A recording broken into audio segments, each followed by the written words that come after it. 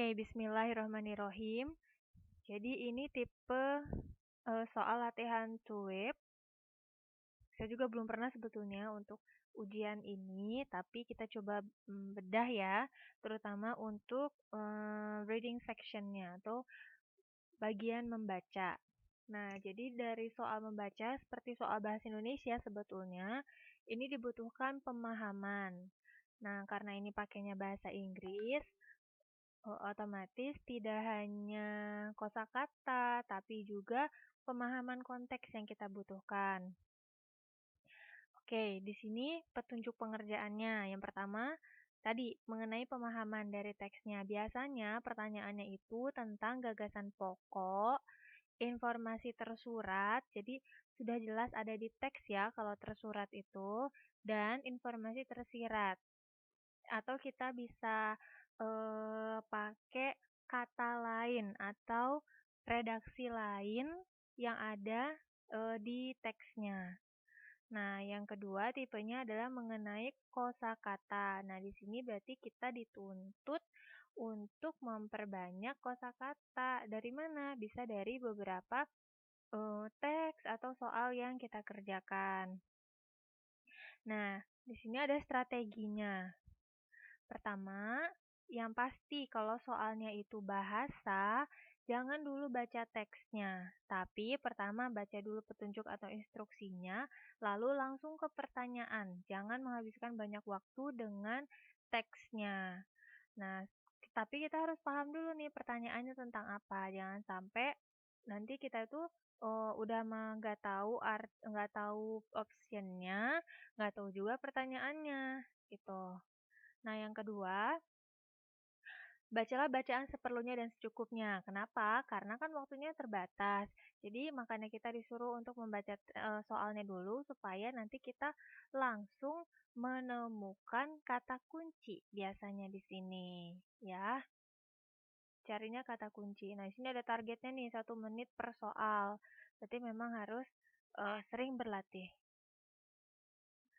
Nah, tapi di sini ada yang membuat kita tidak terlalu khawatir, karena jika kita tidak familiar dengan topiknya, itu jangan khawatir, kita bisa mendebak-debak dengan informasi yang ada di teksnya. Jadi bisa dicocokkan saja, karena di sini dibilang informasinya itu ada di bacaannya. Oh, sorry. Oke, terus jangan takut untuk menjawab pertanyaan karena tidak ada sistem minus poin. Jadi jawab aja, tapi jangan ngasal juga. Oke, sekarang masuk ke tipe pertanyaan tadi. Untuk yang gagasan atau ide pokok, itu biasanya terdapat di kalimat pertama atau terakhir paragraf. Ini biasanya ya, tidak melulu. Tapi kebanyakan. Nah, boleh kita lewat dulu nih kalau misalnya ada tipe soal untuk menanyakan gagasan pokok. Karena kita dituntut untuk mengetahui dulu kosakata inti dari teksnya. Jadi bisa lewat dulu. Biasanya ada di soal yang awal-awal nih. Soal pertama misalnya. Nah, boleh dilewat dulu supaya waktu kita tidak habis. Jadi kita mendingan cari dulu pertanyaan-pertanyaan yang mudah. Lalu mengenai informasi tersurat dan tersirat. Di sini yang dibutuhkan adalah kata kunci dari pertanyaannya. Biasanya hanya beberapa kata saja, jadi kita tidak harus mengartikan seluruh pertanyaan ya. Jadi fokusnya ke beberapa kata saja.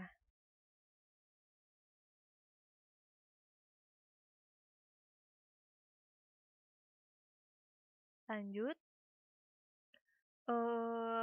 Untuk beberapa soal kita perlu terapkan yang namanya eliminasi. Artinya ada kemungkinan jawaban yang pasti tidak akan kita pilih. Itu harus kita eliminasi supaya tidak banyak bolak-balik ke option gitu. Fokus ke beberapa option yang memungkinkan sebagai jawaban saja. Nah, ini sebagai jenis dan kata kunci pertanyaannya. Untuk gagasan ide atau pokok atau gagasan atau ide pokok, di sini pakai kata kuncinya tuh topik ya. Passage tuh kita artikan teks ya, jadi jangan langsung pusing gitu, apa ini passage? Jangan fokus ke sininya, tapi ke topiknya gitu ya. Jadi kalau misalnya ada pertanyaan what is the topic, kita fokus ke topiknya. Lalu bisa juga subject, artinya masih sama ya, gagasan, ide pokok, main idea, ide pokok, main point, primary concern, title. Nah, title kan judul, berarti kurang lebih kita harus menggeneralisir kira-kira teksnya membahas tentang apa. Itu kan sama saja dengan ide pokok. Atau ada kata mainly about, uh, menceritakan apa. Kurang lebih gitu ya, paling banyak membahas apa. Jadi ketika menemukan pertanyaan seperti ini, jangan fokus ke setiap katanya, langsung temukan kata kuncinya, topik, subject, main idea, gitu ya. Nah, lalu mengenai informasi tersurat. Tersurat berarti tertera di teks atau sesuai dengan yang ada di teks ya. Kata kuncinya adalah according, berdasarkan atau menurut. Ya, menurut teks itu apa? Berarti kita cari pilihan jawaban yang bisa jadi sama persis kalimatnya dengan yang di teks, ataupun tidak, tapi mengarah ke hal yang sama. Lalu bisa stated, dinyatakan, gitu ya, atau tertera. Indicates, sama mengindikasikan, apa ya, menunjukkan, teksnya itu menunjukkan bahwa, gitu ya. Atau di author itu adalah penulis. Author mentions that, menyebutkan, mention itu artinya. Lalu bisa juga ada kata kunci true di sini. Which of the following is true? Mana yang betul? Berarti kan yang harus sesuai dengan teks ya. Where in the passage? Ada di mana? Di baris keberapakah? Where itu kan di mana ya? Di baris keberapakah atau di paragraf keberapa gitu ya. Lalu bisa juga di sini yang menggunakan 5W1H atau adik Simba ya kalau nggak salah. Sini. Pokoknya pertanyaan-pertanyaan ini yang jawabannya itu ada di teks. Sementara untuk informasi tersirat itu berarti tidak terlihat ya. Lawannya dari yang sebelumnya tadi. Kalau tadi stated, ini not stated. Kalau tadi mention, ini not mention. Not discussed. Ada kata not-nya di sini, ada negatifnya, berarti dia tersirat. Lalu except itu artinya kecuali, ya, dan sebagainya. Ada juga yang menunjukkan ini, rujukan kata ganti. Jadi kita harus mengetahui kata ganti untuk subjek. Yang I, you, we, they, he, she, it. Itu kita harus sudah paham ya. Biasanya kalimatnya itu the word it misalnya. Atau the word she. Kata ganti pokoknya sini mau itu orang atau benda. Kalau benda itu pasti it atau they. It itu kalau bendanya satu. They itu kalau bendanya lebih dari satu, ya, they itu mereka, tapi bukan hanya untuk orang, tapi bisa untuk benda juga, tapi banyak. Inline X, inline tuh di baris kesekian, jadi kata it atau he atau she, pokoknya kata ganti di baris kesekian, refers to, merujuk ke, nah, jadi kan namanya kata ganti, dia menggantikan subjek yang sudah disebutkan di kalimat sebelumnya. Nah, lalu ketika pertanyaannya mengenai kosakata, biasanya menanyakan meaning, artinya arti, atau clauses in meaning. Ini seperti sinonim, ya. Clauses in meaning itu artinya sinonim. Atau bisa juga best replaced. Bisa digantikan dengan apa? Ini juga masih tentang sinonim, ya. Ini juga artinya itu bukan berarti mengartikan ke bahasa kita, tapi juga bisa sinonim atau kata lainnya apa, atau penjelasannya apa. Bisa jadi dalam bahasa Inggris juga. Misalnya, what is school? Sekolah itu apa? Bukan berarti school itu adalah sekolah, tapi school is a place where we study. Sekolah adalah tempat kita untuk belajar, misalnya gitu ya. Oke, lalu tentang gaya atau tone dan juga tujuan. Oke, kita coba untuk membahas contoh soalnya. Ini ada sebuah teks. Nah, kalau misalnya ini line ya, line itu artinya baris. Ada angka seperti ini sebetulnya memudahkan kita untuk menemukan informasi-informasi. Ini berarti baris ke-5, ini baris ke-10, dan seterusnya. Nah, satu teks ini ada 10 pertanyaan. Kita coba untuk membahas satu persatu sesuai dengan kisi-kisi yang sudah diberikan sebelumnya. Oke, pertanyaan pertama. The passage is mainly about. Kira-kira yang menanyakan apa nih? Mainly about. Ya, kita bisa artikan bahwa ini menanyakan gagasan utama dari teksnya. Oke. Biasanya kan tadi dibilang kalau misalnya gagasan utama itu bisa ditemukan di kalimat awal atau di kalimat akhir ya. Nah, sekarang kita coba lihat tentang apa. Kita bisa mulai dari optionnya dulu. The Life of Japan's Colonial Warrior. Nah, terus ada juga Hiroshima, Asano. Nah, berarti semuanya itu membahas tentang kurang lebih tentang Jepang, ya. Lalu ada Hiroshima. Hiroshima itu biasanya dikaitkan dengan apa? Oh, dengan tragedi Perang Dunia Kedua. Berarti kurang lebih teksnya itu tidak jauh-jauh dengan kejadian perang atau pas zaman dulu peperangan gitu ya. Kita lihat sekarang. Nah, kalimat awalnya born in March, Shoso. Nah, ini kira-kira membahas tentang apa nih? Born. Born itu artinya lahir. Lahir di pada bulan Maret 1934. Shoso. Kira-kira nama apa? Nama orang ya. Nah, berarti kurang lebih ini membahas tentang biografi. Karena membahasnya tentang orang. Optionnya adakah yang tentang biografi? Oke, kita mulai dari yang eliminasi dulu. Artinya, eliminasi kita membuang beberapa jawaban yang sepertinya tidak mungkin menjadi jawaban yang betul. Oke, kita mulai dari option C. The History of Hiroshima. Sejarah Hiroshima. Apakah iya? Nah, ternyata bukan ya, karena yang kita bahas adalah orang. Jadi ini kita anulir, kita coret nih, jangan dilirik lagi. Lalu, mulai dari yang mana lagi? Mulai dari sini. Asano, the powerful samurai lords in Hiroshima. Asano, lords. Apakah kita membahas tentang Asano? Ternyata bukan. Jadi, ini kita eliminasi juga, ya. Karena tadi disebutkan di awal bukan tentang Asano yang kita fokuskan. Dua sudah kita eliminasi ya. Nah, sekarang tinggal dua pilihan lagi, A dan B. Kita mulai dari yang A. The Life of Japan's Colonial Warrior. Kehidupan dari prajurit kolonial Jepang. Apakah betul dia seorang prajurit? Ternyata bukan ya. Dia bukan seorang prajurit kolonial Jepang. Jadi yang kita pilih adalah yang B. Seorang pejuang dari Hiroshima. Survivor itu kurang lebih ya pejuang gitu ya. Oke, sekarang yang nomor 2. What does the word run in line 7 mean? Nah, pertanyaan jenis ini kita fokusnya kemana? Run ya pasti karena dia bercetak tebal ya. Tapi apa yang harus kita lakukan dengan si run ini? Kita harus mencari makna dari kata run.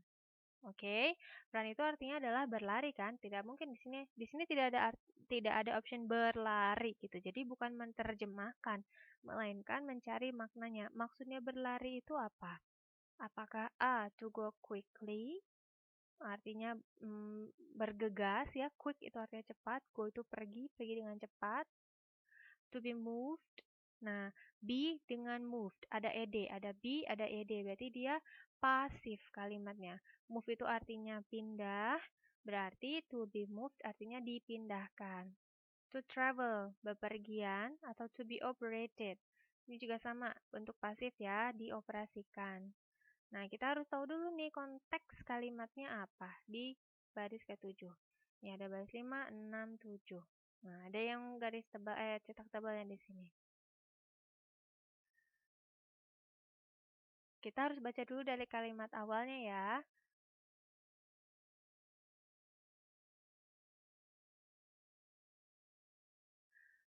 Oke.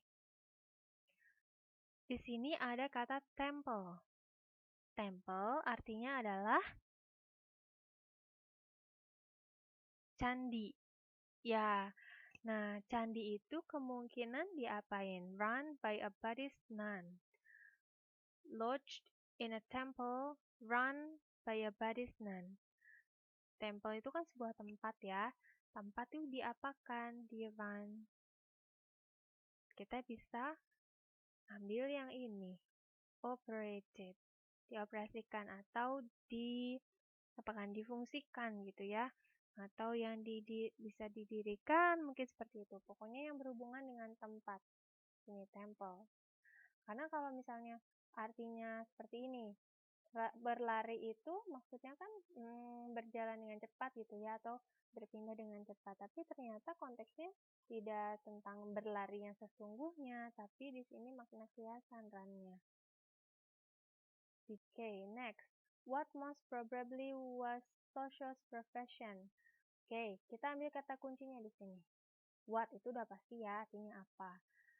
Nah, kita ambil fokusnya di sini, profession, profesi. Ya, di sini karena pilihannya ada conductor, farmer, station, master, craftsman. Sebetulnya tanpa mengartikan satu persatu pertanyaannya, kita lihat dulu nih optionnya. Oh, ini jenis-jenis apa ya? Ini adalah jenis-jenis pekerjaan. Siapa yang lagi kita bicarakan? Soso, berarti kita cari deh pekerjaannya Soso itu apa ketika ada tragedi Hiroshima. Kita cari di sini yang berhubungan dengan pekerjaannya Soso. Oke, kita bisa temukan di di baris ke-7 lagi. Lanjutan yang soal sebelumnya sebetulnya ya. Jadi agak memudahkan nih.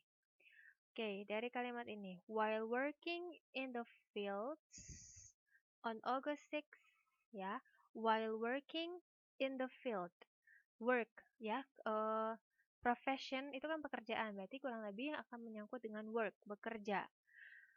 Selagi bekerja in the fields, di ladang. Ya, kira-kira pekerjaan yang di ladang itu apa? Yang farmer. Ya, jadi saat itu dia adalah seorang farmer, petani. Oke, next. Yang selanjutnya.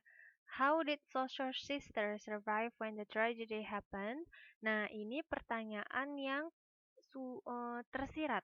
Ya, tersurat, sorry. How did Social Sister survive? Bagaimana saudaranya Soso ini survive, bisa bertahan ketika tragedi terjadi. Ini coba cari kita di teksnya. Pokoknya ini pertanyaan tersurat ya.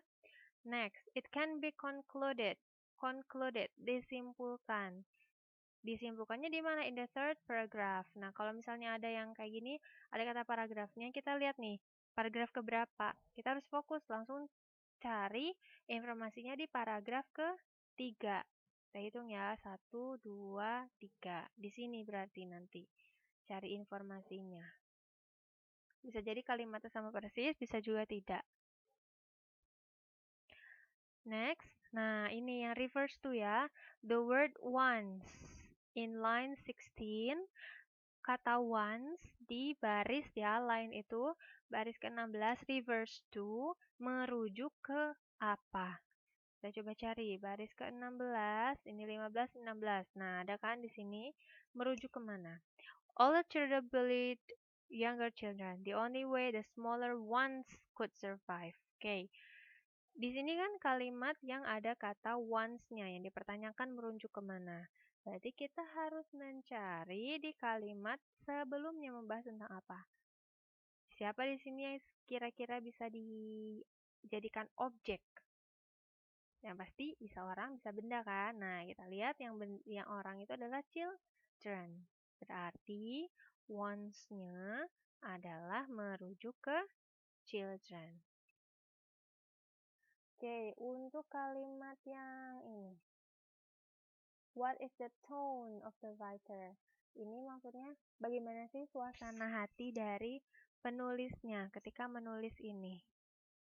Kan tadi membahasnya tentang perang dunia ya, tentang kejadian-kejadian selama peperangan itu, tentang survival, tentang iya perjuangan, tentang bagaimana bertahan hidup. Kira-kira apa yang dia rasakan? Apakah simpatik atau scared, takut, dan sebagainya.